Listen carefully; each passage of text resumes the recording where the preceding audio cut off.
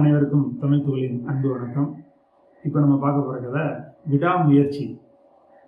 ஒரு வீட்டில் ஒரு பானையில் மோர் வச்சுருந்தாங்க.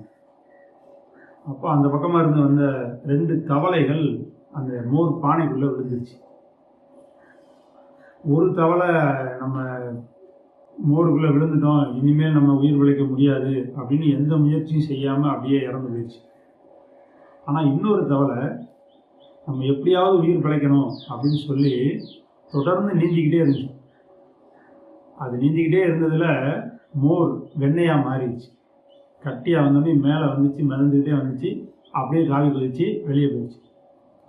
அப்போது தொடர்ந்து முயற்சி செய்தால் நம்ம வாழ்க்கையில் முன்னேறலாம் அப்படிங்கிறத இந்த தவளைகள் நமக்கு உணர்த்தியிருக்கு.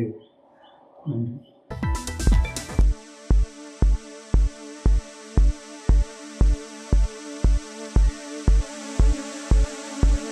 Thank you.